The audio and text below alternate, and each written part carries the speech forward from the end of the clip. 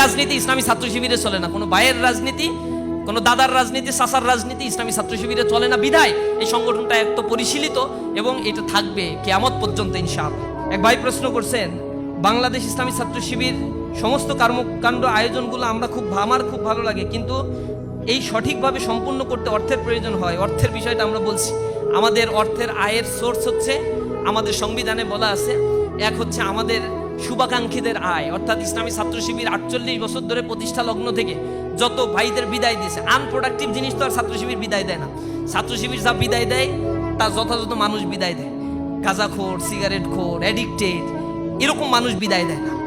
আমরা দেখি যে সংসারে 10টা ছেলে মেয়ে, ও হচ্ছে সর্বশেষ, এসে আমাদেরকে বলে, ভাই আমার ঘরের পরিবারের হাল ধরতে হবে। আমি বলি, তোমার 9 ভাই কি করে?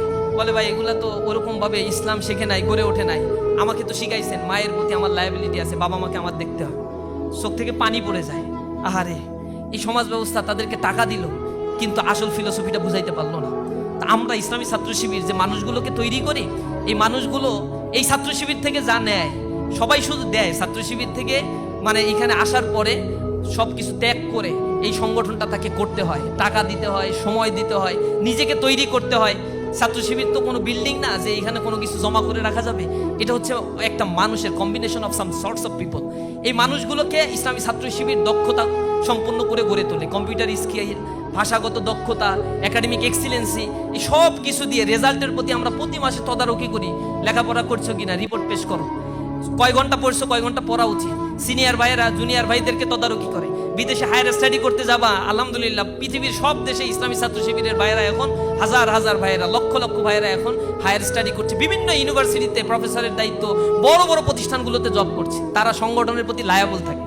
তারা এমন না এই সংগঠন করতে আসছে লুটপাট করার জন্য, চাঁদাবাজি করার জন্য, এরপরে এখান থেকে টেন্ডারবাজি করার জন্য, টেম্পো স্ট্যান্ড দখলের জন্য। এই কাজ তো ইসলামী ছাত্র শিবিরে এসে করা যায় না। তো ইসলামী ছাত্র শিবির কি কারণে করতে আসে? নিজেকে তৈরি করার জন্য করতে আসে। তৈরি করার পরে ছাত্র শিবিরের প্রতি তার দায়বদ্ধতা থেকে নিজ থেকে তারা এখানে ফান্ডিং করে, আর এই ফান্ডিং এর পাই টু পাই হিসাব ইসলামী ছাত্র শিবির রাখে। এবং আমরা এই টাকা লুটপাট করে তো আমরা ব্যাংক ব্যালেন্স বানাই না, আমরা আবার গাড়ি বাড়ি তৈরি করি না, প্রতিটা টাকার হিসাব আবার আমাদেরকে দিতে হয়। এইখানে আরেকটা বড় সিস্টেম হচ্ছে, আমি সভাপতি যদি হই, আমি কোনো টাকা আয় করতে পারবো, ব্যয় করতে পারবো না, মানে আমার হাত দিয়ে ব্যয় করতে পারবো না। আমার একজন আলাদা কোষাধ্যক্ষ থাকবে বা সেক্রেটারি থাকবে, তিনি এটা ব্যয় করবেন আর তিনি রিপোর্ট তৈরি করবেন।